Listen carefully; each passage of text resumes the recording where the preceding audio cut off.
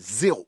Bonjour, c'est Bruno Salomon. Bienvenue dans 100% PSG, la tribune, épisode 38 aujourd'hui du podcast d'ici Paris, Île-de-France. Et allez, on va le dire, champion mon frère. Oui, c'est une petite, petit clin d'œil. On l'a eu à la sortie du match. On a Marquinhos qui nous l'a fait. Alors, un petit champion mon frère un peu vieillissant. Oui, parce qu'il a 30 ans désormais Marquinhos. Mais rappelez-vous, quand avec Lucas Moura, à chaque fois que le PSG était champion, il nous le mettait sur les réseaux sociaux du côté du Paris Saint-Germain. Et ça nous ramène bien loin. En tout cas, c'est un bien beau titre que le Paris Saint-Germain nous a décroché en 28 matchs sans défaite.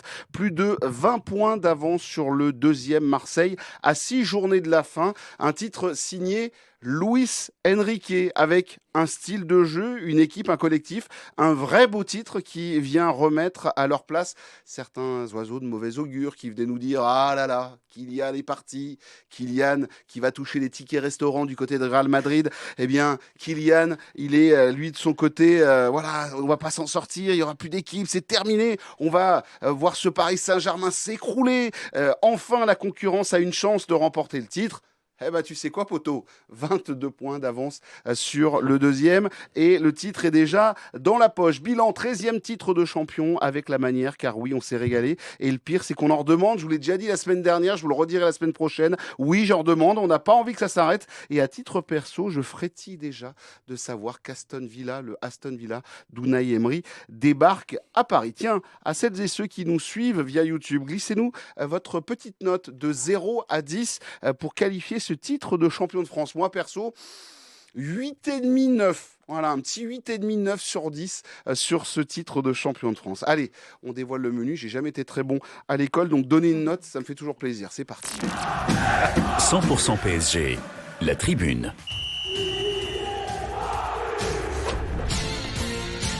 Au sommaire de cette tribune, le PSG qui s'impose 1-0 face à Angers et qui remporte le titre de champion de France. Son 13e, je viens de le dire, il va en être question, bien évidemment, dans ce podcast. On déroulera le j'aime pas du match face à Angers qui a été, un petit peu poussif, mais il y a eu la victoire, c'est le principal. Quelle valeur a ce titre de champion de France pour vous? On va poser la question, bien évidemment, à nos débatteurs. On parlera du boss, c'est comme ça que le surnomme Lucas Hernandez, Luis Enrique, porté en triomphe samedi. Qu'est-ce qui vous impressionne le plus dans le travail du technicien espagnol avec le Paris Saint-Germain?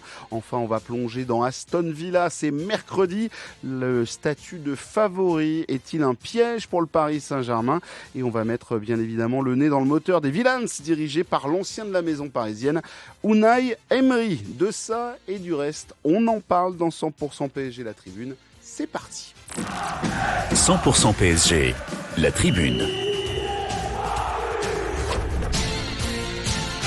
Qui compose l'équipe du jour? Vous l'avez retrouvé tout le week-end sur DAZN, mais aussi ce matin sur l'antenne d'ici Paris, Île-de-France. On se demande quand est-ce qu'elle se repose. C'est Ambre Godillon qui est avec nous. Salut Ambre. Salut Bruno, c'est comme toi, hein. Je suis sous pression pour ce sprint final, là je suis à bloc. C'est un peu ça, on est à fond effectivement. Ambre qui est avec nous, que vous retrouvez dans le billet, que vous pouvez retrouver dans son billet, le billet de... Ça fait beaucoup de billets tout ça. Hein. Oui, ça fait beaucoup de billets, mais ça c'est... oui, tu sais, voilà, qui a dit hier que il était allé au Real Madrid, qu'il a mis l'argent de côté ou je ne sais plus. Voilà. Non, mais il parlait de l'Arabie Saoudite, tu comprends. C'est ça, c'était l'Arabie Saoudite. Oui, parce qu'on comprend rien, bande de nazes. Nous sommes vraiment de mauvaise foi. On est vraiment des petites personnes qui pensons que tout est sur le PSG. Les premiers taquets du matin sont sortis. Qui sont de salut. D'ailleurs, on attend toujours le tweet pour féliciter cette équipe qui le regarde tous les week-ends, le Paris Saint-Germain, son ancien club, pour le féliciter pour son 13e titre. Je dis ça. Je dis rien. Ambre, en tout cas, welcome dans la tribune. Vous les avez entendus, vous avez entendu leur douce voix. Tic et tac, Alexandre Aflalo et Marc Méchénois. Salut les garçons. Salut.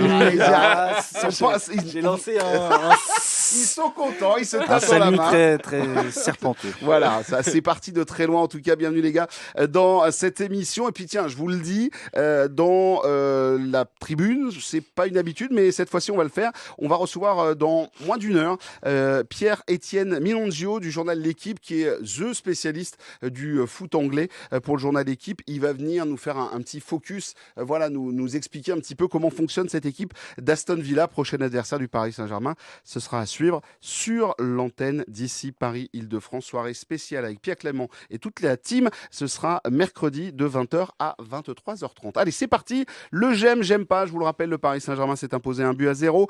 But face à Angers. But, c'était samedi, de notre Désiré Doué. Un petit bonbon, faut le dire très clairement, avec une passe magnifique de Kvaratskhelia et le titre de champion de France, 13e titre de champion de France. Petit j'aime pas, assez rapide, et après on va parler de la valeur de ce titre de champion de France. Attaquons avec toi, Ambre, ton j'aime, s'il te plaît. Mon j'aime, c'est le Capi. Marquinhos qui a fait son match pour, au bout de l'effort, aller soulever ce 10e titre, ce qui fait de lui tout simplement le joueur le plus titré de l'histoire du championnat de France. Voilà, le capitaine qui lead un peu le navire. J'ai trouvé l'image magnifique. Et puis, je développe, Bruno. Ouais, bien sûr, je t'en prie. En plus, Marquinhos sortait de semaines sur le plan personnel un peu difficile. Et je trouve que ça auréole pas mal, finalement. On rappelle que sa compagne avait perdu l'enfant qu'il portait. Il a été là, digne à chaque fois. J'ai aimé la connivence avec le virage Auteuil qui a fait justement une banderole, un tifo en soutien à sa famille, qui a scandé son nom à plein poumon, et lui qui était là, qui a joué à fond, concentré, qui a soulevé ce trophée. Il rentre un petit peu encore un peu plus dans la grande histoire de ce championnat de France. Tu le disais tout à l'heure en amorce de cette tribune, il a que 30 ans. Ouais. C'est absolument dingue. 10 titres. Le gars a vu passer absolument toutes les restas du Paris Saint-Germain depuis une décennie. Et il est encore là. Il est solide. Seul trentenaire de cette équipe qui porte quand même, de par son expérience. Il a souvent été critiqué. Marquis, je le trouve tellement incritiquable cette saison. Je le trouve tellement énorme. Il retrouve des couleurs aux côtés de Pacho. Et là, voilà, ce qu'il nous a offert, c'est un joli combo d'émotions, de sportifs. J'ai tout aimé de cette soirée de lui. Alex, en le regardant jouer, parce qu'il a été l'un des bons joueurs face à Angers, on se dit qu'il va nous manquer mercredi soir, puisqu'il est, on le rappelle, suspendu. Marquinhos, ça va être l'un des grands absents du match aller face aux Villans. Oui, c'est clair. Il va nous manquer parce que en plus, c'est vrai que cette saison, contrairement aux saisons précédentes, il dégage une telle assurance en Ligue des Champions que c'est vrai que ça va forcément être un petit manque. Après, il l'a dit, je crois, au micro de Beansport après le match, il sera pas là, mais il sera quand même là, et je pense qu'il aura forcément un rôle à jouer dans le vestiaire, et il va porter cette équipe malgré tout. Voilà, il joue vraiment plus que jamais très bien son rôle de capitaine. Et juste, je voulais attirer l'attention sur un truc. Donc, c'est son 10e titre de champion de France, c'est ça, ce qui fait donc un titre de champion de France de plus que l'Olympique de Marseille. Voilà. La stat qu'il est allé chercher, bim, ça c'est fait. Non, mais il faut le dire parce que c'est important. Voilà, les chiffres parlent. Et 10 de plus que Dimitri Payet, bien évidemment. Bien sûr. Ça c'est très important aussi. On ne l'oublie pas. Ça part. Il y a Marc qui est en train de se tenir la tête. Payet qui joue au Brésil. Voilà. Oui, c'est ça. Oui, sauf que il s'est toujours plaint qu'il n'ait pas de titre. Il en a toujours pas. Mon ami Marc Méchénois, ton j'aime s'il te plaît. Mon j'aime et mon j'aime pas, je peux le faire en même temps ou pas? Si tu veux, allez-y. Parce que les deux sont corrélés. J'aime pas l'idée qu'au 6 avril le championnat soit terminé, alors que le dernier match est contre Auxerre le 18 mai. Ouais, mais ça veut dire plein de choses quand même. On en reparlera tout à l'heure. Mais j'ai beaucoup aimé en fait ce week-end l'analyse qui a été faite par Habib Bey, qui a été interrogé sur le fait qu'il trouvait ça dommageable ou pas pour la Ligue 1 que le Paris Saint-Germain soit déjà champion. Et en fait, lui, il a pris le problème au contraire et à rebours plutôt, on va dire ça comme ça. J'ai essayé de trouver le bon mot. Et je voulais lire en fait sa décla pour que les gens comprennent en fait ce qu'il a dit. Il a dit: je vais être plus pragmatique. Aujourd'hui, quand vous êtes une équipe qui poursuit Paris, vous ne les jouez que 2 fois dans l'année. Le delta pourrait donc être de 6 points. Si le delta est de 30 points, c'est que vous en avez lâché pendant votre parcours contre les autres équipes. Eux sont hyper constants, sûrement supérieurs à toutes les équipes de Ligue 1. Mais par contre, les écarts de points ne peuvent pas être tributaires du Paris Saint-Germain.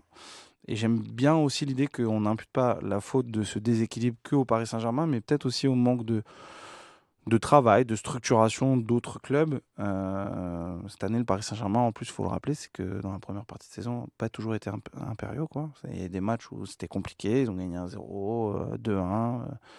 Des matchs nuls aussi. Ouais, il y a eu des matchs nuls. Donc, l'écart abyssal qui existe entre Paris et Marseille, 20 points, ce matin, c'est pas uniquement que de la faute du Paris Saint-Germain, et l'ensemble de la Ligue 1 aurait bien fait de se remettre en question. Ouais, et ce n'est pas qu'une question non plus de budget ou autre, c'est effectivement, tu peux t'amuser à mieux travailler. 22 points d'écart avec Marseille ce matin. Tu veux réagir, Alexandre? Et je crois que Ambre aussi, il y a quelque chose qui la chafouine. Alors, déclaration effectivement excessivement rafraîchissante d'Habib Beye. Pour une fois, quelqu'un avec du bon sens. Moi, je voulais juste rebondir sur un petit point, parce qu'en fait, je trouve que alors, effectivement, le titre de champion est réglé, et ça, c'est une chose. Mais moi, je trouve qu'il y a quand même un truc hyper appréciable avec la Ligue 1, c'est qu'en fait, là, encore aujourd'hui, entre le 7e Lille et le 2e Marseille, il n'y a que 5 points. Il y a 5 points à 6 journées de la fin. Et franchement, la course à l'Europe, elle va être extraordinaire. Pareil pour le maintien entre Angers qui est 14e et Saint-Etienne qui est 17e. Il y a 4 points. Enfin, il va y avoir que des matchs hyper décisifs jusqu'à la fin de la saison. Et franchement, ça c'est effectivement, le championnat est terminé pour le Paris Saint-Germain. Ça c'est terminé. Il y a toujours ce truc de l'invincibilité, même si honnêtement, on va pas se mentir, c'est dérisoire par rapport à la Ligue des Champions. Le vrai objectif de la saison, qui est la Ligue des Champions, en tout cas, elle est le plus loin possible. Donc il y a ça qui est pour le PSG, qui est un peu la carotte qui va permettre de continuer à avancer. Mais en fait, derrière, tout reste à jouer, quoi. Alors, Marc veut réagir, et après je vais chercher. Tout petit, je vais faire très court, mais moi je parlais vraiment sur le Paris Saint-Germain, parce qu'en fait la course à la Ligue des Champions, on l'a tous les ans. L'année dernière, Brest, c'était jusqu'à la dernière journée. Je rappelle qu'il y a 2 ans, Monaco perd la qualif en Ligue des Champions directe à la 93e minute à Lens. Donc, mais tu n'avais pas un sprint final entre 7 équipes quand même. Ouais, mais la course à la Ligue des Champions, tu l'as toujours. Tu l'as quand même toujours chaque année, voire à la Ligue Europa. Donc, moi, c'est vraiment sur le titre de champion, le fait d'aller challenger le PSG, ne serait-ce que sur certains matchs. Mais là, on peut que te rejoindre. Et on peut que rejoindre ce que dit Habib Beye. C'est à l'image de ce qu'on a vu ce week-end en Ligue 1. Tous les gros, peut-être à part Lyon et Strasbourg, qu'on va affronter d'ailleurs à 3 journées de la fin, dont à mon avis, il faudra bien se méfier. Mais à part eux, tous les gros ont perdu des plumes dans les 5 dernières journées. C'est presque affligeant et indigne du niveau qu'on peut attendre de ces gros de la Ligue 1, mais il ne faut pas l'imputer au Paris Saint-Germain, qui, je pense, il faut plus qu'il le voit comme un bon sparring partner qu'il faut essayer d'aller challenger. Et en effet, mais merci le Paris Saint-Germain de nous offrir en tout cas une telle différence.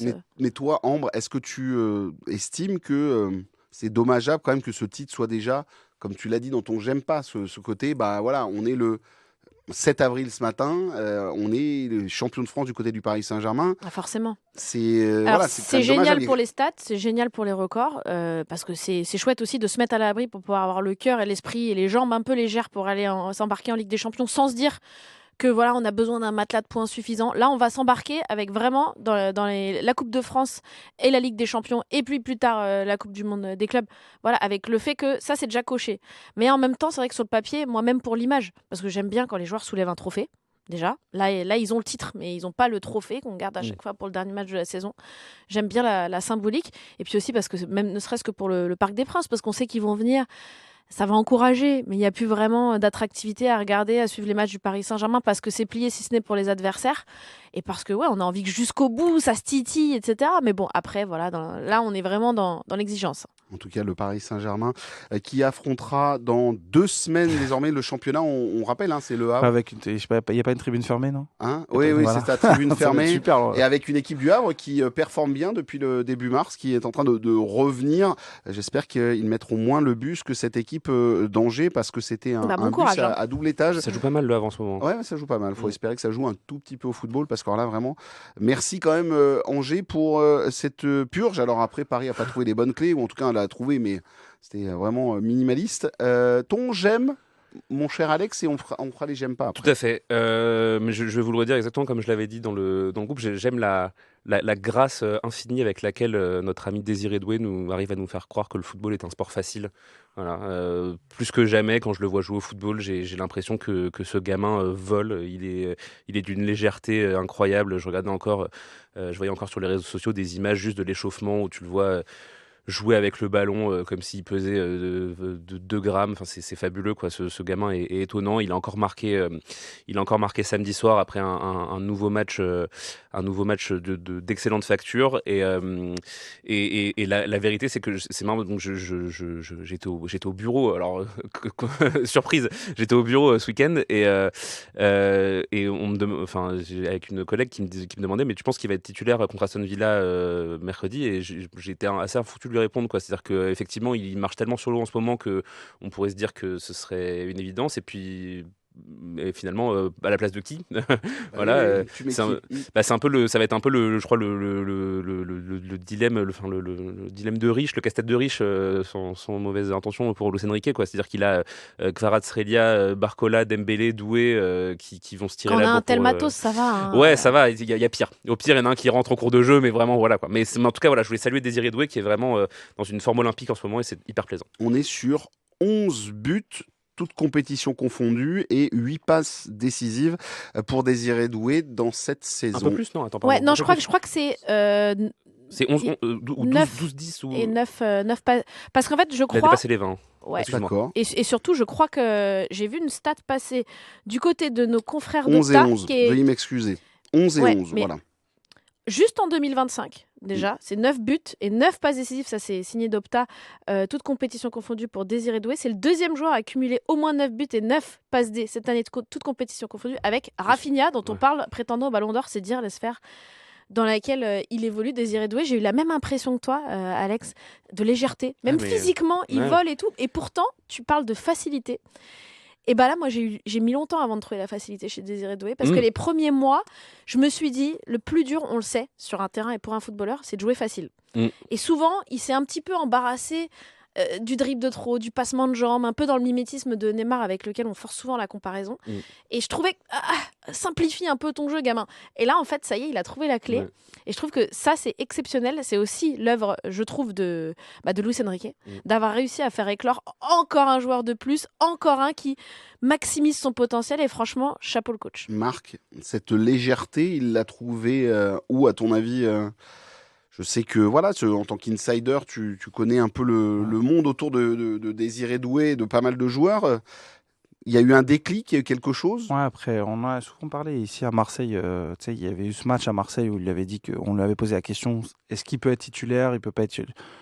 Il avait été un peu radical quand même, Luis Enrique, en disant non, il n'est pas encore prêt.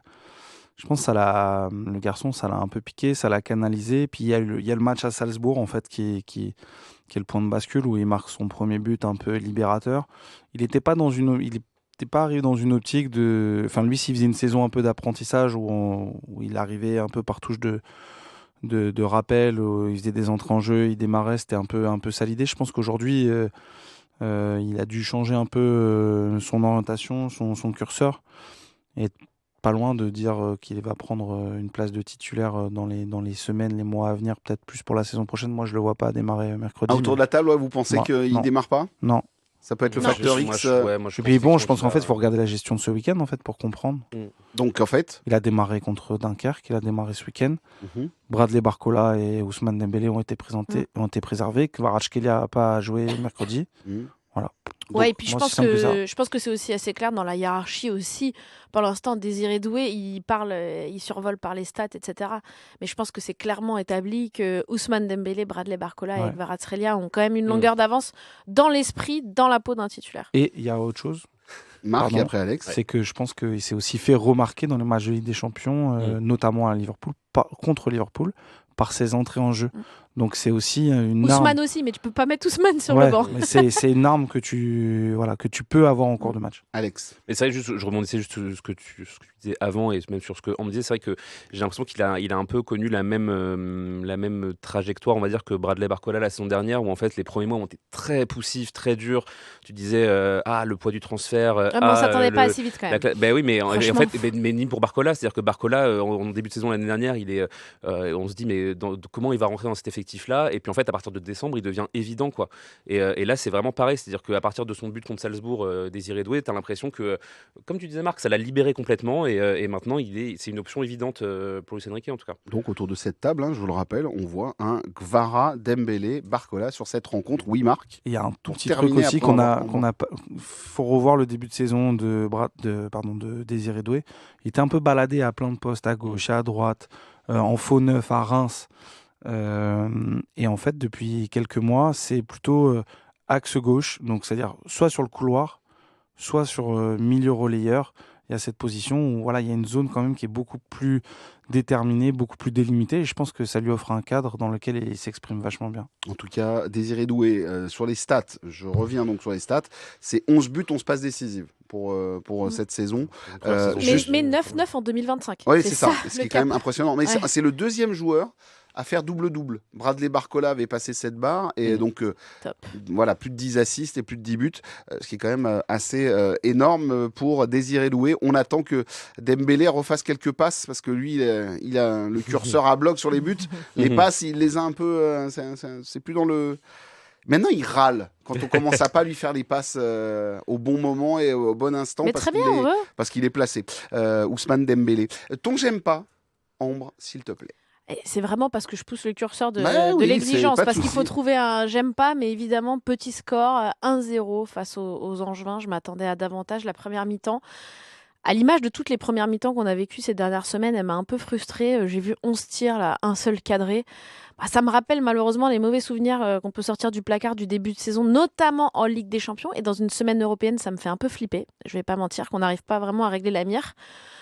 Après, je peux l'expliquer par plein de choses. Angers qui joue dans un bloc bas où c'est évidemment très difficile de trouver la faille. On le disait, Barcola et Dembélé sur le banc d'entrée de jeu. Donc ça, franchement, ça aide pas, même si les cadors que tu as sur le terrain, normalement, sont censés réussir à le faire. Voilà.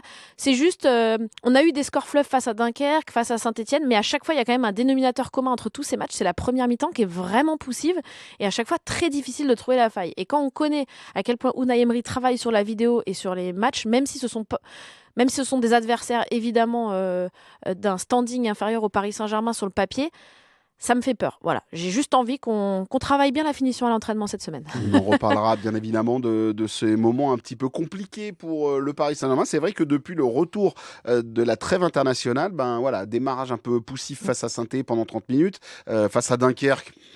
Tu te fais mener 2-0 parce qu'on n'en a pas parlé de ce match face à Dunkerque autour de cette table. On n'a pas débriefé. On peut passer l'étape. On est qualifié. 24 mai, on va tous au Stade de France. Je crois qu'il y a 20 000 places prévues pour les supporters du Paris Saint-Germain sur cette rencontre. On termine avec ton j'aime pas, puisque Marc nous a fait un j'aime pas mais mixé. On termine avec le j'aime pas d'Alex Aflalo. Mon j'aime pas, c'est une absence qui m'a déchiré le cœur, je dois le dire. C'est une absence. Qui alors en fait, teasing. je dois avouer que j'ai appris très récemment sur les réseaux sociaux l'existence dans la famille de Joao Neves d'un petit animal poilu, un golden retriever formidable.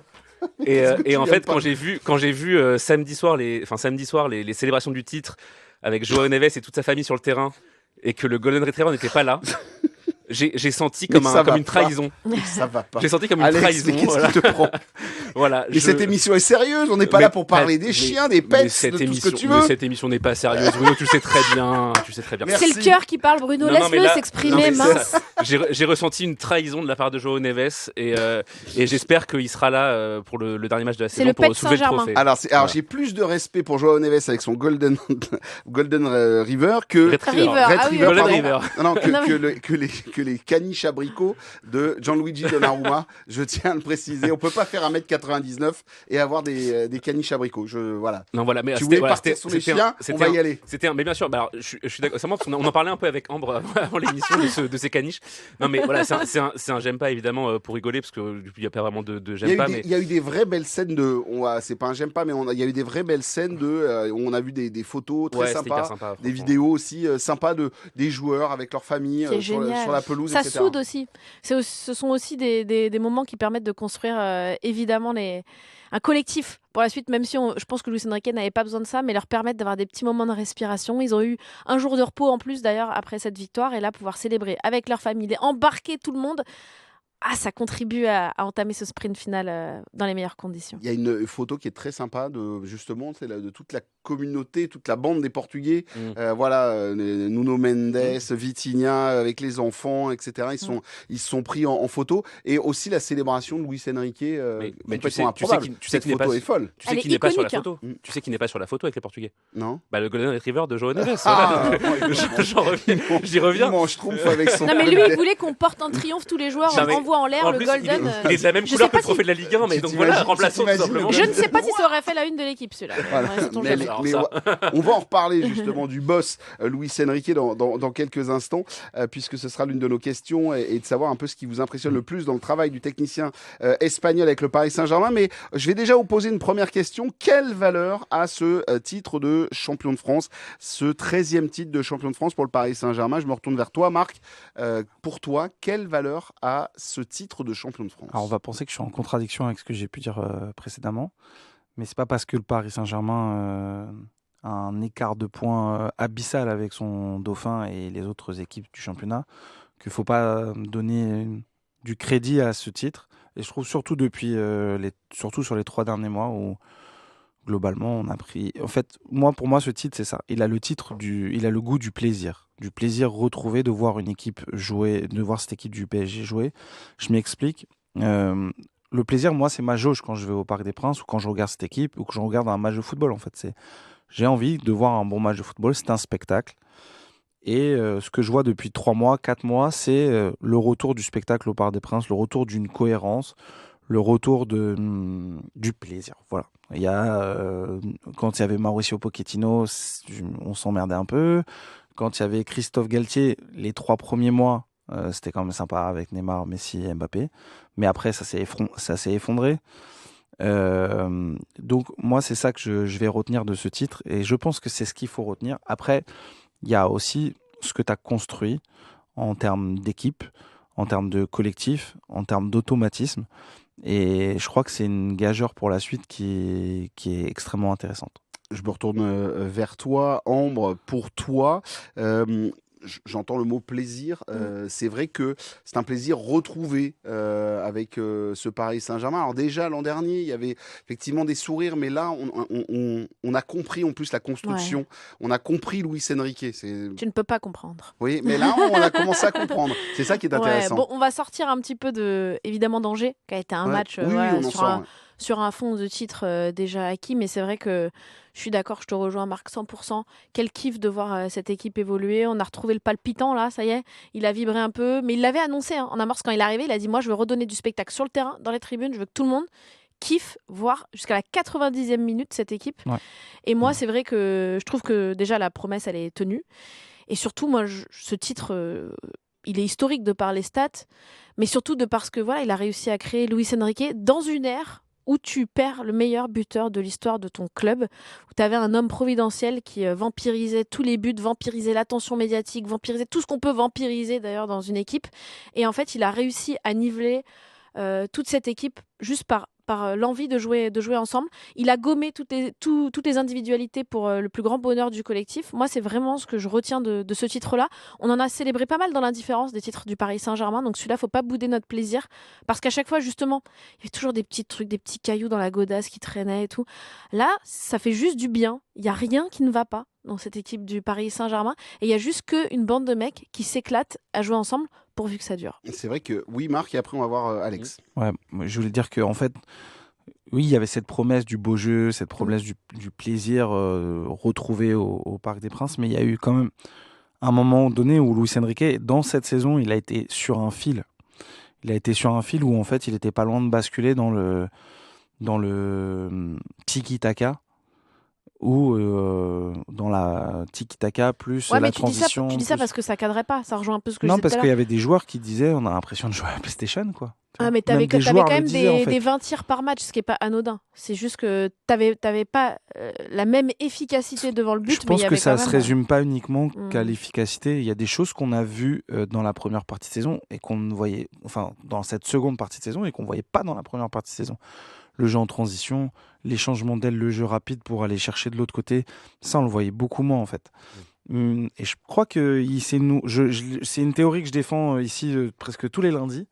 Mais il s'est noué quelque chose en novembre où il y a eu des discussions en interne entre le président, avec la direction sportive et avec certainement les joueurs pour que en fait, le plan de Luis Enrique suive son cours. Mais lui, il a dû faire des ajustements et bravo à lui d'avoir été pragmatique et plutôt plus que dogmatique, ce qu'on lui a souvent reproché. On va y revenir justement sur le boss Luis Enrique, mais pour toi, ce titre, Alex, alors j'ai entendu le mot plaisir, voilà, les sourires, un titre qui redonne un peu de corps à ce Paris Saint-Germain. Est-ce que ça, pour toi, il vient, il représente quoi? Moi, je vais être un tout petit peu plus froid que mes camarades. Ah bah bravo, Bah non, il mais va nous doucher. je me permets parce que je vous vois tous dithyrambiques et je voudrais rapporter un peu de mesure dans cette émission, si vous le permettez. Non, pardon. Ah, je sais. Il le manquait mec- le chien de Il Joël. manquait le chien, Ah, il manquait le chien. Je suis étonné que tu n'aies pas parlé de celui de Fabian Ruiz qui est amplement Je plus l'ai pas, je l'ai connu pas vu, que je celui l'ai pas de. vu. Ah, je l'ai pas vu. Bah, Il a- j'irai le il voir a un après. chi- il a un Je crois un tout D'accord. petit chien, Ok. tout petit format. On ira voir après, Arrête tous avec ensemble. les chiens, je ne veux plus entendre parler de chiens dans cette émission, tout de suite. Bah, Oui. oh, bon, enfin, Bruno. Alex. Non, moi, je vais être un tout petit peu plus froid. En fait, enfin, c'est-à-dire que la valeur des titres saison après saison, forcément, la valeur absolue des titres se dégrade. C'est-à-dire qu'en fait, quand tu gagnes ton 13e titre, quand tu gagnes ton 11e titre depuis l'arrivée du Qatar à la tête du Paris Saint-Germain, forcément, chaque titre a un peu moins de valeur absolue que le précédent. C'est-à-dire que la qualité exceptionnelle du fait de remporter un titre c'est étiolé au fil des années.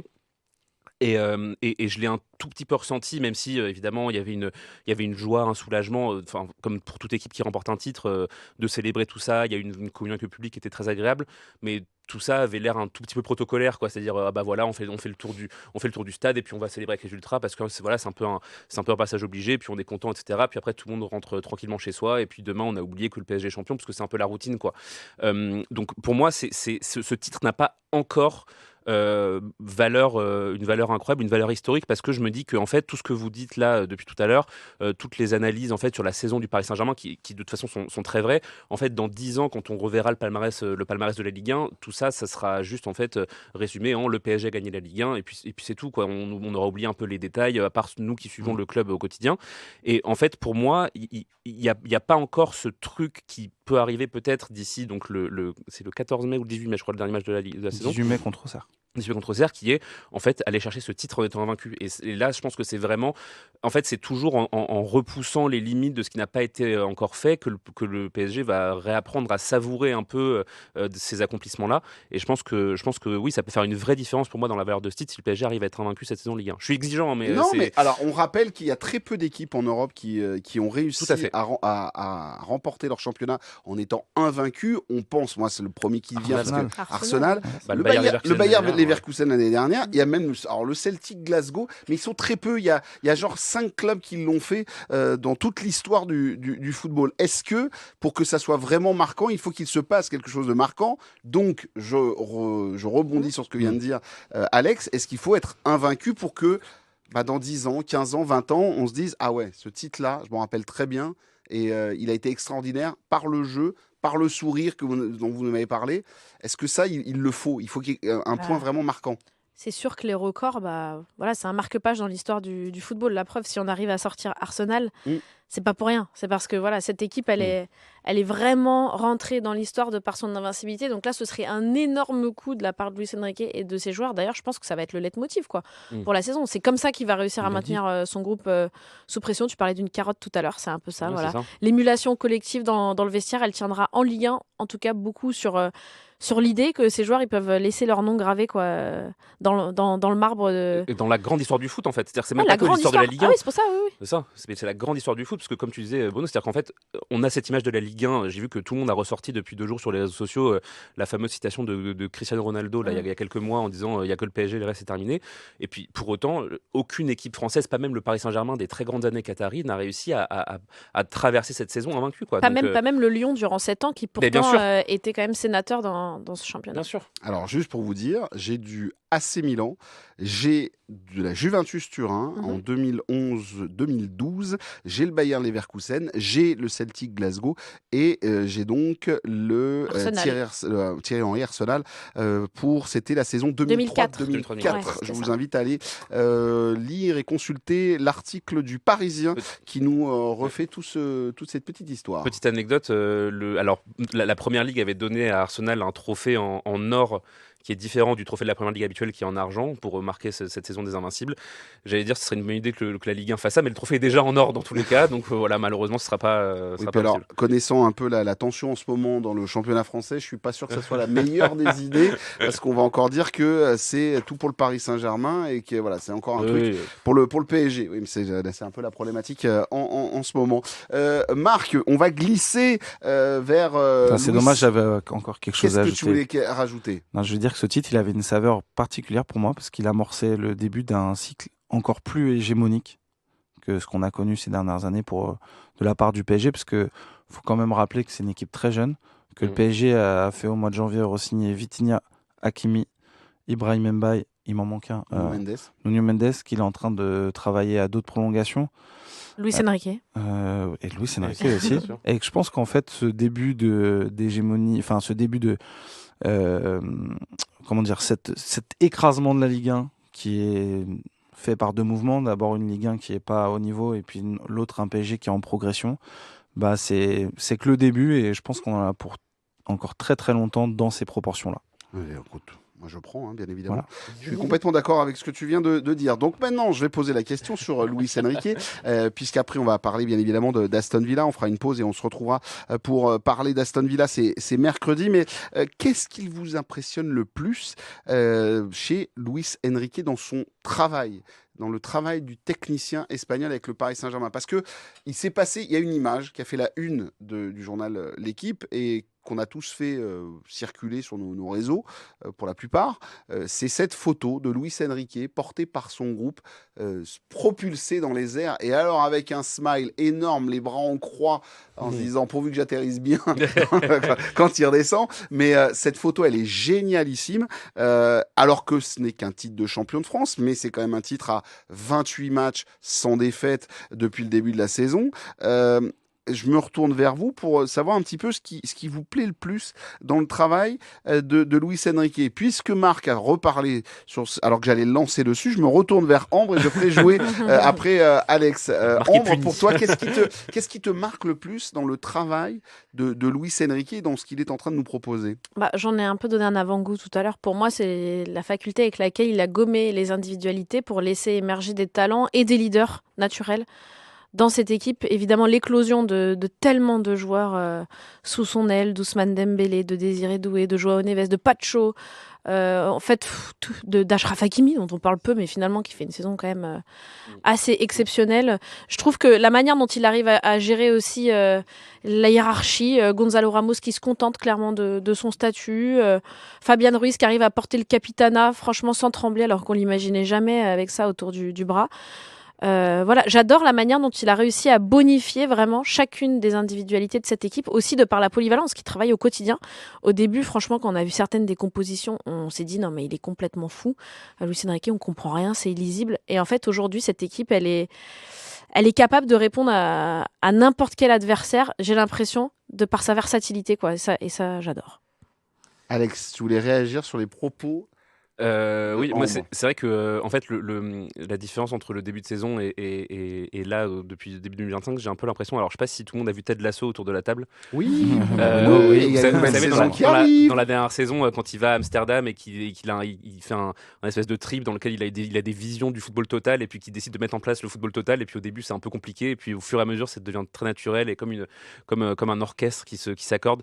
J'ai un peu cette impression là en fait de Luis Enrique qui a essayé de mettre en place un truc en forçant un peu, en faisant rentrer les carrés dans les ronds et les ronds dans les triangles. Et puis en fait, les formes ont un peu changé toutes seules au fur et à mesure. Et c'était, de toute façon, c'est des trucs que moi j'ai toujours défendu ça de toute façon dans cette émission. Je dis pas pardon de connaître le foot, quoi, mais mais j'ai toujours défendu ça. Après, moi, juste pour ajouter un petit quelque chose, moi, ce que je trouve en fait assez admirable dans cette équipe, au-delà évidemment de la polyvalence absolue de tous les joueurs, au-delà de la finesse avec laquelle ils se trouvent, avec laquelle ils se comprennent, c'est surtout en fait, moi, je détestais avec le Paris Saint-Germain ces dernières années cette espèce de sentiment que qui sont en régime un peu alternatif, qui choisissent leurs matchs, qu'en fait, il y a des matchs qui sont clairement plus importants que d'autres dans leur tête et dans leurs jambes. Et cette saison, cette impression, en tout cas depuis le début d'année 2025 en particulier, mais cette saison en général, cette impression a complètement disparu. C'est-à-dire qu'en fait, on peut jouer en Coupe de France contre Dunkerque, en championnat contre Angers ou en Ligue des Champions contre le Liverpool.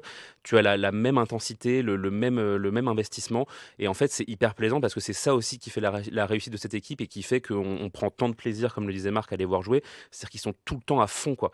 Ils sont tout le temps à fond et ça, c'est admirable. Et évidemment, ça dénote une adhésion mais infinie en fait au projet du coach et à ce qu'il représente en fait. Donc c'est ça.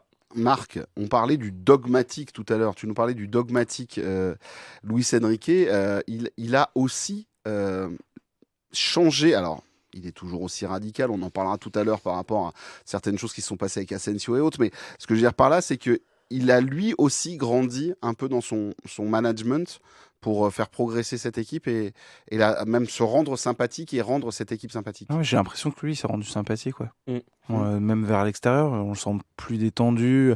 Bon, après, il faut voir, hein, est-ce qu'on le sent plus détendu je me souviens en décembre et même début janvier, quand il y avait Manchester City, il n'en est pas non plus. Voilà, il était quand même le cul entre deux chaises, je peux me permettre cette expression. Oh là là. On le sentait pas, sur un. Puis il y a Manchester City, ça lui a fait aussi, ça a débloqué les joueurs, mais ça l'a débloqué lui aussi. Et je trouve que depuis ce match-là, depuis cette soirée qui était magnifique, il règne au PSG comme quelque chose de beaucoup plus léger, beaucoup plus serein et c'est assez agréable à suivre.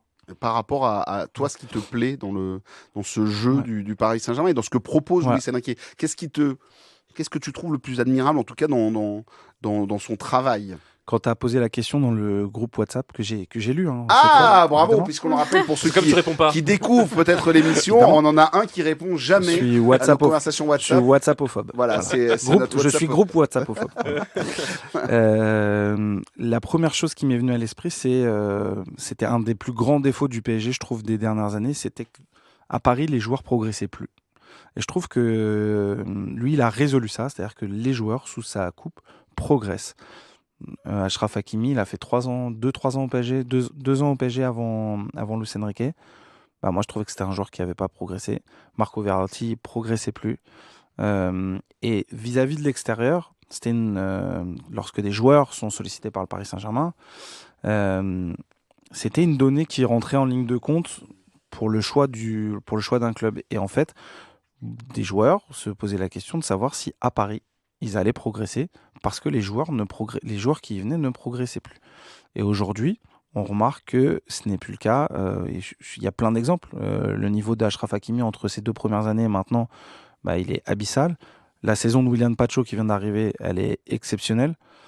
Désiré Doué, Bradley Barcola, Ousmane Dembélé, voilà. Et des exemples comme ça, on peut. Fabien Ruiz, je pense. Même Nuno Mendes. Fabien Ruiz, Nuno Mendes, Joao Neves. Nuno Mendes, il y a encore du travail, parce que j'ai toujours Dunkerque en travers de la gorge, Nuno Mendes.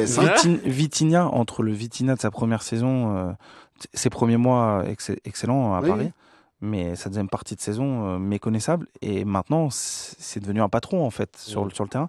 Donc, moi, c'est ça que j'ai envie de souligner, c'est la capacité de Luis Enrique à faire progresser des joueurs individuellement et collectivement, évidemment. En fait, il y a un point commun entre ce que vous dites tous les deux, tic et tac, là. Non, mais c'est vrai parce que toi, tu parles des progressions individuelles et toi, tu parles de la capacité collective à être au niveau durant tous les matchs et à s'imposer la même exigence. Finalement, le dénominateur commun, c'est l'exigence. Ouais, c'est un tout, hein. C'est-à-dire que en fait, Luis Enrique a mis une espèce de chape de plomb sur cette équipe qui fait que si t'es pas bon, si t'es pas au rendez-vous, tu sautes. Enfin, je dis ça de manière un peu brutale, mais c'est quand même un peu ça, c'est qu'il y a une concurrence à la fois à tous les postes, une une émulation parce que tu sais que sur le banc, il y a des gars qui peuvent quand même te suppléer à tout moment, même des petits jeunes qui, quand ils rentrent, sont décisifs. Et puis, si cette équipe, on a l'impression que jusqu'au bout, elle lâche un peu des miettes, lui, tu as l'impression qu'il va complètement péter un câble. Donc, finalement, ça met tout le monde sous pression individuellement et collectivement. C'est ce qui pousse à la fois les joueurs à progresser chacun dans leur domaine parce que tout le monde est polyvalent. Donc, si même un gars qui n'est pas à ton poste, tu sais qu'il peut venir te suppléer le match d'après si tu n'es pas bon. Et en même temps, si tout le monde collectivement ne répond pas à l'exigence du coach, tu as l'impression que voilà, il est pas content. Donc, l'exigence, j'ai l'impression, est quand même le dénominateur commun. Marquinhos nous l'a dit en conférence de presse après le match d'Angers. Il fait oui, des bouteilles peuvent voler, mais il peut aussi nous expliquer très calmement et nous faire passer des messages calmement, des messages très dur, mais calmement pour que ça change. On fait rapidement parce qu'on a notre invité qui nous attend. Je pense qu'il y a aussi, et il faut le souligner, ce qui est important, c'est qu'au Paris Saint-Germain, désormais, dans le recrutement, les choix des joueurs sont extrêmement bien étudiés, je trouve. Et en fait, un joueur vient s'ajouter comme une pièce de puzzle et grandit assez normalement dans un environnement. Et a envie d'être là. Le coach, il l'avait dit, ma condition pour qu'un joueur vienne, c'est qu'il ait vraiment envie de se saigner pour ce maillot. Tu veux dire que le PSG bosse enfin correctement, c'est ça que Non, mais ce que je veux dire, oui. Et en fait, mais aussi, en fait, c'est que au-delà de la qualité footballistique d'un joueur, on regarde aussi ce qu'il est en dehors du terrain. Je prends Joao Neves, par exemple. On sait qu'on va avoir affaire à un mec qui va pas sortir. Tu veux dire qu'on signerait pas Ressé à cette époque-là ? On signerait, bien sûr. Pour faire un petit clip. Et je crois qu'il y a des joueurs qui peuvent, en regardant la saison du Paris Saint-Germain, qui peuvent se mordre les doigts de ne pas être venus. Et je pense notamment à notre ami Ryan Cherki et puis à Xavi Simons aussi, avoir choisi Leipzig. Je sais qu'il a une énorme blessure cette saison, mais je crois qu'il avait très largement sa place et qu'il aurait du temps de jeu quoi qu'il arrive. On finit avec toi, Alex. J'invite juste nos amis qui nous écoutent, ceux qui n'ont pas écouté l'épisode de la semaine dernière, d'aller écouter Marc qui nous explique comment Luis Campos et Luis Enrique travaillent pour recruter les joueurs. Tu nous avais fait tout un laïus là-dessus et je me rappellerai toujours que tu nous avais expliqué que Luis Enrique, il ne venait pas présenter le projet sportif, mais il voulait le mindset. Sur Pacho, en tout cas, il n'a pas parlé de jeu, ils ont parlé d'état d'esprit. D'esprit. Ouais. On termine avec toi, Alex. C'est intéressant parce que tu parlais de Joao Neves et il me semble que justement quand ils ont fait un peu le scouting et le recrutement pour Joao Neves, il y a un truc qui a été vraiment décisif, c'est ce Golden Retriever quoi. Ah c'est pas possible, c'est pas vrai. Lâche-nous avec ce chien. C'était pour rendre un hommage à un célèbre film qui s'est tourné au Parc des Princes avec un labrador. Et oui, Didier, voilà. Allez, on arrête là. Je sais quoi, notre invité qu'on va recevoir dans moins d'une minute, il doit se dire mais ils sont en train de parler d'un chien. Bienvenue chez la tribune canine. C'est ça, effectivement. Les amis, on fait une pause et on parle enfin d'Aston Villa. Et oui, parce que c'est le match qui nous attend mercredi en Ligue des Champions. Ici, on est 100% PSG. Voilà des jours qu'on attendait tous ce match. Ce mercredi, le Paris Saint-Germain retrouve la Ligue des Champions avec un quart de finale aller contre Aston Villa. Ça se joue au Parc des Princes, prise d'antenne à 20h. Ici Paris, Île-de-France, 100% supporter du PSG. 100% PSG, la tribune. Retour dans 100% PSG, la tribune, avec Ambre Godillon de DAZN et aussi de l'équipe d'ici Paris, Île-de-France. Vous l'avez retrouvé ce matin. Mais de la tribune surtout. Oui, de la tribune, voilà. C'est gentil. Alexandra Flalot et notre ami Marc Méchenois. Tout le monde est là autour de la table. Et mesdames, messieurs, j'aimerais que l'on accueille un homme qui a écouté les 5 dernières minutes de notre débat et qui a donc entendu parler de Luis Enrique, mais aussi d'un chien. C'est Pierre-Étienne Minanzio. Salut Pierre-Étienne.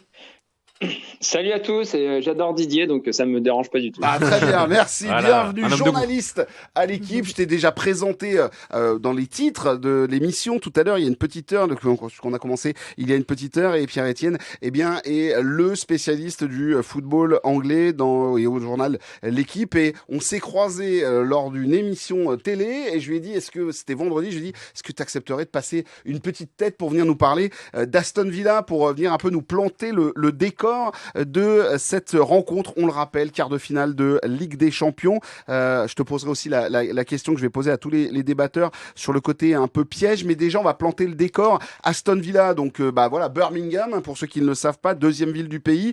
Il y a plein de clubs à Birmingham, c'est un peu comme à Londres. 6e actuellement du championnat anglais, 22 points d'écart avec Liverpool, le leader. Victoire ce week-end face à Nottingham Forest 2-1. Ils ont quand même plutôt galéré en fin de rencontre pour pour tenir le score. Il reste quand même sur 7 succès consécutifs dans toute compétition en confondu. On a du Unai Emery, on a du Lucas Digne, on a du Marco Asensio, on a du Emiliano Martinez, du Morgan Rogers. Bref, il y a de quoi faire. À quel point cette équipe est redoutable, Pierre-Etienne? Je pense que c'est des choses que vous avez déjà évoquées. Je pense que ça dépendra surtout de l'état d'esprit des Parisiens. Et ça a coupé. On a perdu Pierre-Etienne. On va revenir dans quelques instants avec Pierre-Etienne. Autour de cette table, on va se la poser la question. C'est ma petite question du jour. Est-ce que le statut de favori, justement, est un piège pour le Paris Saint-Germain? Ça a sauté. On va me dire dans quelques instants si Pierre-Etienne est le retour. Est-ce que sur le papier, Alex, on est sur un piège tendu, magnifique? Tu sors Liverpool, the best team, et derrière, tu prends Aston Villa, qui sur le papier, eu égard dans les tirages, ça ressemble un peu à la Real Sociedad de la saison dernière, quoi. Moi, je vais être catégorique. Pour moi, à ce stade de la compétition, il n'y a pas de piège. Il n'y a pas de piège possible. Non, t'inquiète, vas-y. Il n'y a pas de piège possible pour moi à ce stade de la compétition. Une équipe qui est arrivée en quart de finale de la Ligue des Champions, peu importe son parcours, est une équipe dont il faut se méfier grandement, qu'il faut prendre avec le plus grand sérieux et le plus grand respect. Donc il n'y a pas de piège possible. Effectivement, sur le papier, le PSG est grandissime favori de cette rencontre. Aston Villa, c'est un club qui n'a pas fait quart de finale de Champions League, je pense, depuis la dernière fois qu'ils l'ont gagné, donc ça commence à remonter un petit peu. C'est une équipe qui est surprenante, qui s'est hissée à ce niveau-là, qui est en Ligue des Champions parce qu'ils ont fait une saison dernière qui était superbe, qui sont hissés en quart de finale avec un effectif qu'il faut regarder très attentivement parce qu'il y a beaucoup de talent dans cet effectif. Même si on en reparlera tout à l'heure, moi j'ai regardé le match de ce week-end, c'est quand même assez inégal en termes de dynamique et de niveau de jeu. Mais donc voilà, non, pour moi il n'y a pas de piège, il n'y a qu'une équipe, il n'y a qu'un quart de finale qui va se jouer en 2 rencontres, une à Villa Park qui est une arène aussi un peu incandescente en première ligue et une au Parc des Princes. Et il va falloir gagner les deux et il va falloir faire le taf, c'est tout. Alors Villa Park qui va... Alors vous ne le savez pas, vous le savez, je suis un fan de musique peut-être pour certains, et sachez-le, alors Liverpool c'était les Beatles, c'est autre chose avec Birmingham et Aston Villa puisque c'est les Black Sabbath et il y a un grand concert au Villa Park en mois de juin qui va être donné en l'hommage de ce grand groupe de hard rock. On a retrouvé Pierre-Etienne, on a parlé hard rock, on a parlé chien, mais on va parler Aston Villa et on t'a retrouvé, c'est le principal. Tu nous parlais de... sketch. Voilà, tu nous parlais de cette équipe. Justement, je te posais la question de savoir pour toi en quel point cette équipe était redoutable pour le PSG. Oui, je vous entendais parler effectivement. Samedi, c'était pas extraordinaire, mais ils ont vraiment aligné une équipe B. Et même avec une équipe B, ils ont réussi à battre 3e de première ligue. Donc, je pense que c'est une équipe qui a une excellente dynamique, qui s'est vraiment renforcée en janvier, il y a des retours de blessures. Et évidemment, Unai Emery, vous le connaissez, c'est quand même tactiquement, il est extrêmement fort. Donc, moi, je trouve que c'est une équipe qui est redoutable, et surtout, il ne faut pas la sous-estimer, quoi. Justement, dans le jeu, dans ce qu'elle propose, dans ce que propose Unai Emery, c'est quoi? Il s'adapte à l'adversaire ou il a vraiment un dogme lui aussi et il présente quelque chose de...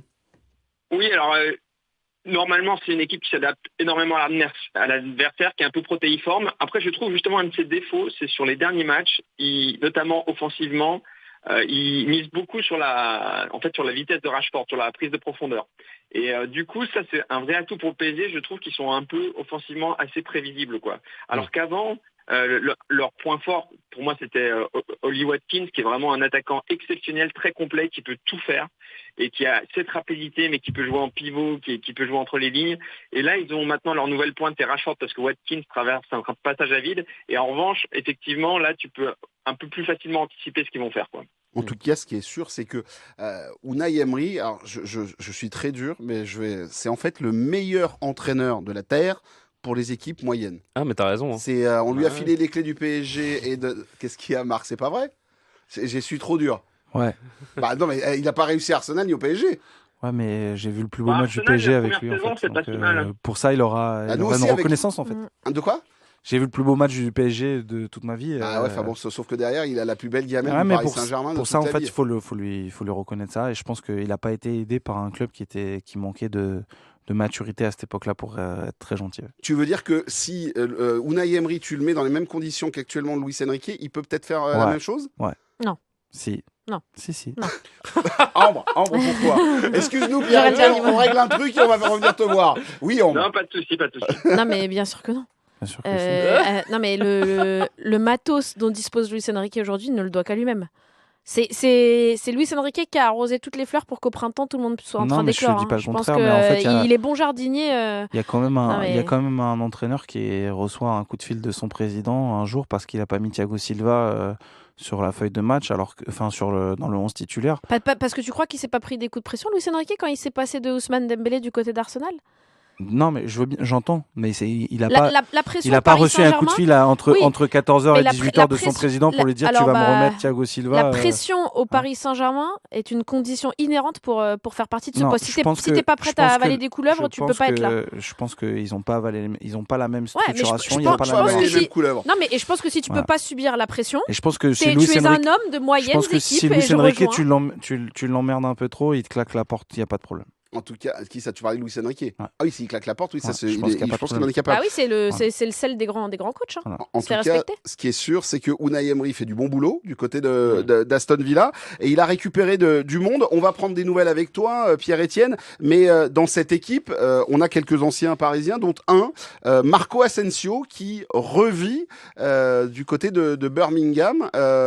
Assez impressionnant, arrivé fin du mercato et il fait les beaux jours de Birmingham, d'Aston Villa. Ce qui est incroyable, c'est de mémoire, il a joué 10 matchs, il a déjà marqué plus de buts qu'en 1 an et demi au PSG.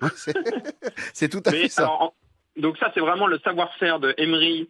C'est exactement ce qu'il a fait avec Rashford, c'est beaucoup de travail préliminaire, de mise en confiance, et aussi tout simplement il le fait jouer à ce que Asensio considérait son meilleur poste, celui de meneur de jeu.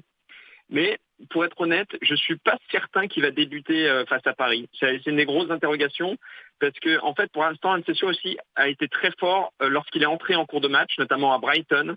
Mais en meneur de jeu, il est possible qu'il mette en fait McGinn, qui est un peu l'âme de cette équipe et qui est aussi fait énormément d'efforts défensifs. Donc il n'est pas certain qu'Asensio soit titulaire au Parc mercredi. Sur Asensio, c'est quand même une espèce il va peut-être y avoir une revanche parce que on l'a vu disparaître au mois de novembre dernier. Alors on en parle ce matin dans l'équipe, mais je crois que tu en avais déjà parlé, Marc, dans un papier du Parisien. Asensio, il a disparu à cause d'une conversation un peu maladroite. Peut-être, on peut dire ça avec Luis Enrique. Ouais, en novembre. Ouais, novembre. Ouais. Après quand on a évoqué, toute la presse avait évoqué des crispations, j'avais écrit que justement il y avait eu un échange devant tout le vestiaire entre Marco Asensio et Luis Enrique, qui traduisait une incompréhension en fait des remontrances qu'avait fait Luis Enrique, et puis le joueur avait répondu, puis ça s'était expliqué au final devant le vestiaire de manière un peu vive, sans qu'il y ait... Et voilà, de manière un peu vocale, on va dire ça comme ça. Et puis depuis ce jour-là, il n'avait plus été en odeur de sainteté. Il y a même des moments où en fait le groupe, comme il peut emmener que 22 ou 23 joueurs, je ne sais plus exactement, ou 20 joueurs, je ne sais plus. 21 joueurs. 21 joueurs. Et en fait, il y avait trop de joueurs au PSG et Marco Asensio avait été parfois même laissé hors groupe. Donc je crois que le message... Quand on commence à comprendre la manière de fonctionner de Luis Enrique et la manière dont il pouvait traiter par exemple Randal Kolo Muani, on a compris que s'il avait le même sort, c'est que la porte lui était ouverte au mercato d'hiver. Pierre-Etienne, pour revenir quelques instants sur cette équipe d'Aston Villa, il y a alors tu nous parlais tout à l'heure de toi, du garçon qui te plaisait bien, c'était Watkins, bien évidemment, mais Morgan Rogers, garçon à surveiller de près, c'est vraiment lui sur lequel il va falloir faire attention, ou il y a d'autres dangers? Ouais, Rogers, c'est la grosse révélation cette saison. Il est sur une dynamique récente très très forte. Il a plusieurs qualités de puissance ballon au pied. Il peut éliminer très facilement, il joue très juste, il a une excellente vision du jeu. C'est un joueur, là c'est vraiment passionnant parce qu'on n'a aucune idée de son potentiel en fait. C'est peut-être que là on est en train d'assister à la découverte d'un futur très grand talent et il enchaîne les très bonnes performances. Le but qu'il a marqué samedi face à Forest, je vous encourage à le regarder, il est magnifique. Il a fait récemment sa première titularisation en équipe d'Angleterre, il s'est très bien débrouillé. Donc lui, il peut être très dangereux. Ça fait partie des joueurs, je pense que son meilleur poste c'est aussi numéro 10, mais il y a trop de numéro 10 dans cette équipe, donc il sera sans doute décalé à gauche. Et je dirais, celui qui est très en forme aussi, c'est Yuri Tillmans, qu'on connaît bien en France, qui a des défauts, il est un peu lent, mais pareil, il est dans une excellente dynamique. Il a fait un gros match samedi. Donc il y a plusieurs effectivement individualités qui sont dans une excellente forme. Et c'est aussi le cas de Lucas Digne, qui n'était pas titulaire samedi, mais qui enchaîne les bonnes performances. Lucas Digne, l'homme qui n'a pas été capable de mettre sur le banc Maxwell à l'époque, alors que tout le monde, quand on l'avait pris au Paris Saint-Germain, c'était de lui dire viens sur le. Je me rappellerai encore de. Ouais, mais c'était il y a longtemps. Oui, mais je me rappelle encore de notre consultant. Alors, c'était pas Rabé, c'était encore Pierre Ducrot qui n'en pouvait plus de voir le jeune Digne se faire bousculer à l'épaule par pas mal de joueurs en Ligue 1. Oui. Ouais, j'avais une petite question à poser à Pierre-Etienne. Salut Pierre-Etienne. Salut. Je voulais savoir s'il y avait match entre Lucas Digne et Yann Madsen qui a joué le PSG l'année dernière en demi-finale de la Ligue des Champions avec Dortmund. Moi, je pense que le fait que Madsen était titulaire samedi, ça veut dire que ça va être Digne. Mais ça prouve bien la profondeur de cette équipe. C'est vraiment, en fait, à chaque poste, il y a des vraies interrogations. Tu vois, au milieu, t'as quand même Tillman, t'es quasiment certain, mais tu pourrais mettre Camara, et Camara, ça peut être aussi McGinn qui peut reculer. En fait, il y a beaucoup de postes où il y a des vraies interrogations et ça prouve vraiment la richesse de cet effectif. Alex. Mais évidemment, je souscris à tout ce que dit Pierre-Etienne, mais c'est une équipe, je pense qu'on se rend pas compte, mais qui a une qualité d'effectif qui est quand même. Enfin, on parlait de la Real Sociedad tout à l'heure, ça n'a rien à voir, même par rapport, je trouve, au Borussia Dortmund la saison dernière. Tu vois, au gardien Martinez, quand même, voilà, même qu'on l'aime ou qu'on l'aime pas, un des meilleurs gardiens du monde. En défense, déteste, tu peux le dire. On peut pas le blairer, voilà, Disons les choses franchement. Mais en défense, ils ont quand même Pau Torres, Cédric Konsa, Axel Disasi. Enfin là, j'ai le truc de loin des yeux. Tyron Mings, qui sont pas des joueurs dégueulasses. Lucas Digne et Yann Madsen à gauche, c'est excellent. C'est-à-dire que s'il y en a un qui démarre, l'autre rentre. C'est deux profils différents, mais qui peuvent te faire mal. Tu parlais de Pierre-Etienne du milieu, Boubacar Kamara, Amadou Onana, Youri Tillmans, c'est très fort aussi. John McGinn, qui est un joueur moi que j'adore. Et devant. Ouais, par exemple. T'as vendu Duran au mercato d'hiver. Onana, ça va être typique le joueur qui va rentrer en cours de match et qui va faire très mal. Physiquement, il est vraiment très très fort. C'est le joueur, je sens venir, qui va rentrer à la 70e minute.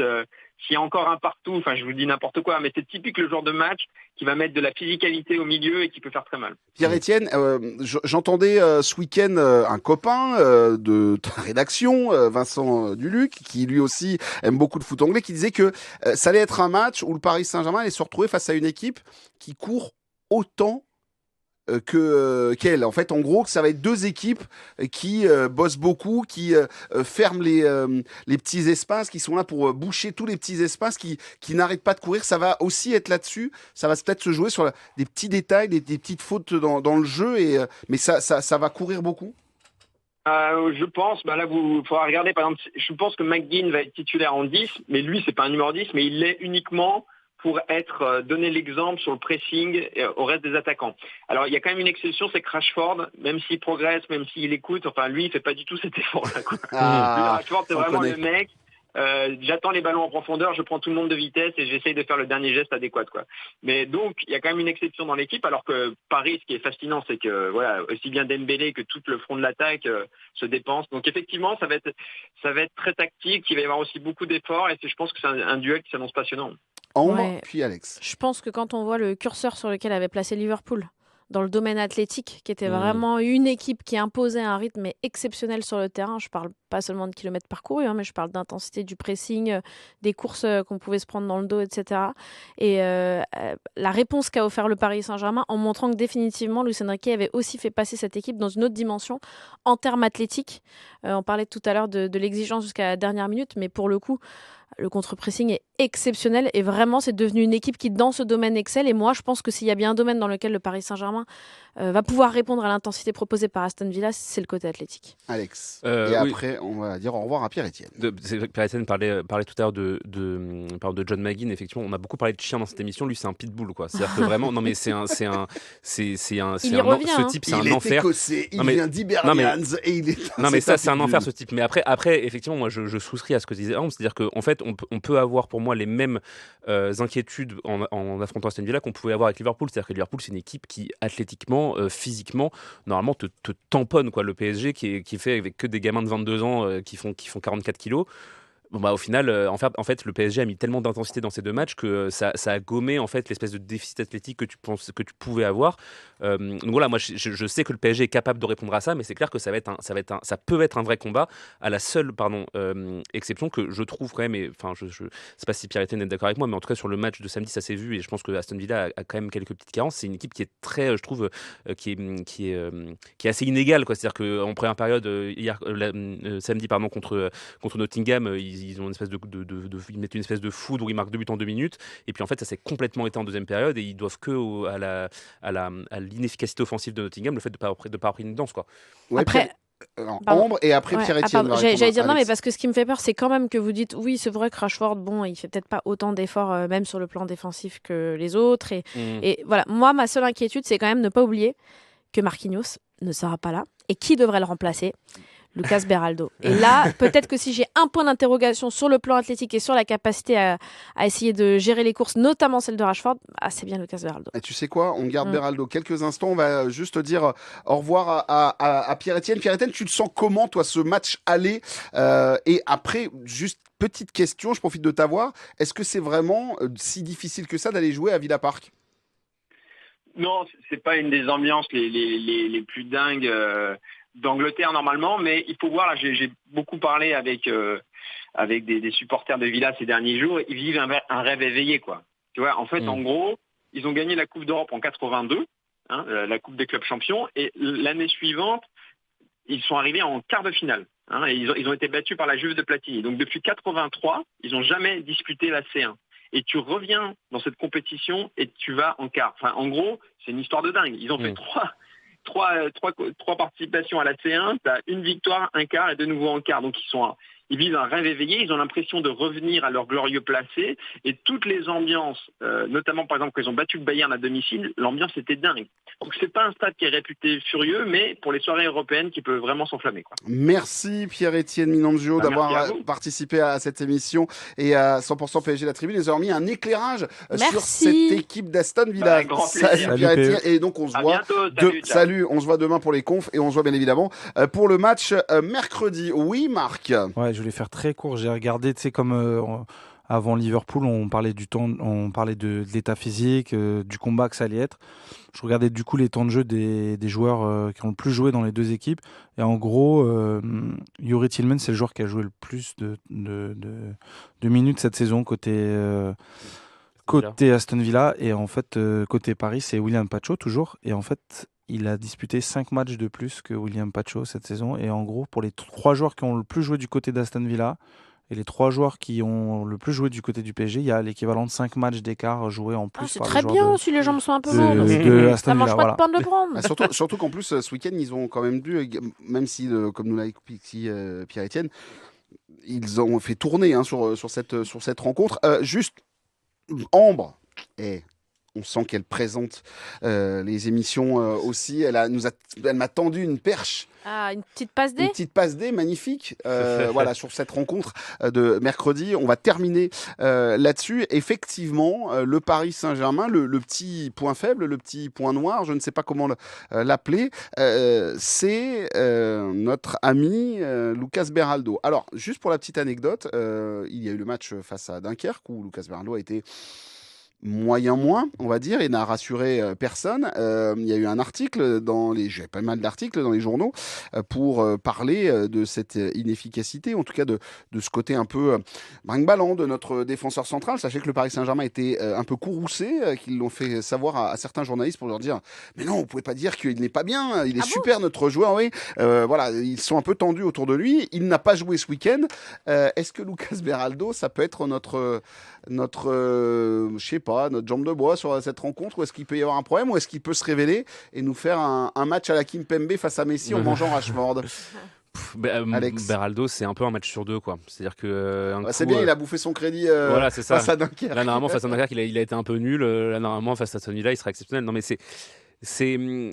toute façon, c'était une vraie interrogation et encore moi aujourd'hui, alors Lucas Hernandez est encore, moi je trouve un peu juste, en tout cas physiquement, et je pense que par rapport au défi que va nous imposer Aston Villa, il y aura peut-être peut-être un peu de réticence. Après, de la part t'aimes de les Michael chiens, Met. au moins Lucas Hernandez, il est bah, un peu canin. Hein. Comme John McGinn, effectivement, un vrai pit. Mais c'est une vraie question. En fait, je pense que ça va être aussi. De toute façon, à un moment donné, quand tu prétends à être un grand joueur, c'est les grands rendez-vous qui te révèlent, quoi. Donc, si notre ami Lucas Beraldo, il veut vraiment être mis au révélateur de ses qualités, bah, il va falloir qu'il sorte un match de bonhomme s'il est titulaire contre Aston Villa, et puis c'est tout, quoi. Et puis après, bon voilà, en fait, moi, en fait, pour moi, c'est qu'une demi-inquiétude, on va dire, parce que effectivement, déjà, c'est juste un match. C'est un match qui est au Parc des Princes. Moi, j'aurais été un peu plus inquiet si effectivement on avait mis Lucas Beraldo dans le bain à Villa Park à l'aller. Ça m'aurait un petit peu plus inquiété. Mais là, c'est au Parc des Princes, et surtout, on sait que le reste de la défense est tellement solide à côté qu'en fait,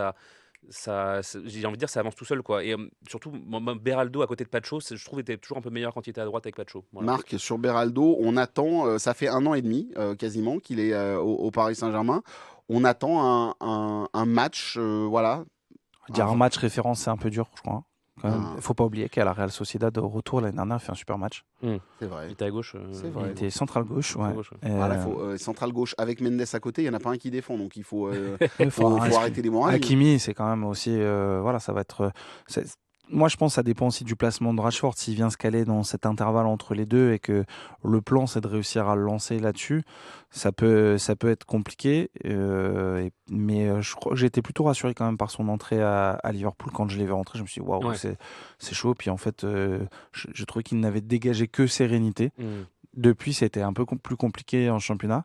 Peut-être qu'en fait, c'est aussi un joueur qui, quand l'enjeu s'élève, il sait aussi élever son niveau. Est-ce que d'être favori, comme je posais la question, Ambre, et on va terminer là-dessus, est-ce que d'être favori, c'est le plus gros piège finalement pour le Paris Saint-Germain de tomber face à cette équipe de Villa qui n'est pas un grand nom, mais voilà, est-ce qu'on pourrait se dire, bon, bah, t'as battu Manchester City et Liverpool, alors Aston Villa, ça va passer facile. Bah, j'entendais qu'Alex tout à l'heure disait pas du tout. Pour moi, oui. Pour moi, c'est le postulat que je déteste le plus. Le Paris Saint-Germain dans une forme de confort sur le papier. Mais là, je pense que c'est plutôt le regard extérieur. Voilà, on connaît le Paris Saint-Germain qui a réussi à nous sortir les plus grands matchs références quand justement il était mis au défi d'équipes qui sur le papier avaient un standing supérieur. Et à chaque fois qu'on arrive et que c'est censé être un peu déjà fait, pour moi, c'est toujours plus compliqué. Après, je pense que de l'intérieur, Luis Enrique ne permettra jamais qu'un de ses joueurs partage l'opinion que je viens de dévoiler. Et je pense que pour le coup, le niveau d'exigence sera exceptionnel parce qu'en face, il y a un homme, il y a un défi, il y a un revanchard, évidemment. Après le mot que je n'ai pas envie de prononcer, voilà, qui m'effleure encore un petit peu l'organe vital. mais voilà, je pense que pour répondre à ce défi, jamais Luis Enrique ne tombera dans ce piège. Mais je pense que par contre, tous les supporters du Paris Saint-Germain vont dire on n'aime pas trop ça sur le papier, là, ça flaire le mauvais coup. Là. Est-ce que le retour, Marc, et on termine là-dessus, Unai Emery, le retour, est-ce que il faut avoir peur de l'ex? On le sait, au Paris Saint-Germain, ça fait peur, hein. L'ex fait toujours peur. Ça fait peur. L'ex est toujours c'est un vrai problème. Bah ouais, bien sûr. Je pense que déjà quand tu as fait tourner 6 joueurs ce week-end, ça veut dire que tu es déjà bien tourné vers le match qui arrive. Et surtout, en fait, je veux revenir sur la remontada, mais il y a des joueurs qui Tu l'as dit, ça c'est très moche. Ouais, moi, je dis ce qu'il y a. Ça va être une mauvaise journée après. Mais ça, sur le match Marc, d'avant, le plus beau match, pour moi, c'est le plus beau match que j'ai vu du Paris Saint-Germain. C'était préparé au millimètre. Franchement, le match aller de Liverpool cette saison, il entre dans une catégorie qui est quand même qui finit à 4-0 où tu mets Messi, Neymar, Luis Suarez à terre, tu les réduis à néant. Mais bref, ce que je veux dire, c'est que le match avait été préparé, mais vraiment, c'était du papier à musique. Il y a des joueurs qui ont dit qu'ils n'avaient jamais préparé aussi bien un match. Et il y avait même des séquences qui ont abouti à des buts.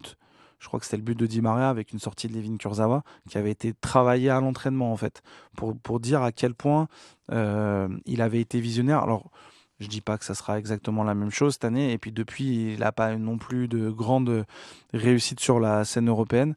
Mais faut se méfier quand même. Faut se méfier d'Unai Emery. De la bête blessée. Faut se méfier de la bête blessée. La rencontre sera à vivre sur l'antenne d'ici Paris Île-de-France. Paris Saint-Germain, Aston Villa, quart de finale aller de Ligue des Champions. Si vous n'avez pas votre billet comme Tom Hanks et le prince de Galles, William, qui a été invité par le Paris Saint-Germain, les deux ont été invités, puisqu'ils sont tous les deux fans de Aston Villa. Ouais, on est sympa, on invite les supporters, on est sympa au Paris Saint-Germain. Cours, Forest, cours. Cours, c'est ça, effectivement. Franchement, on doit lui faire à chaque fois, ça doit le gaver. Tu vois, tu vois Tom Hanks et tu dis Cours Forest à chaque fois, non, tu ne crois pas que ça peut... Moi, à chaque fois que je le croise, je lui dis. Moi, je le vois tous les vendredis matins.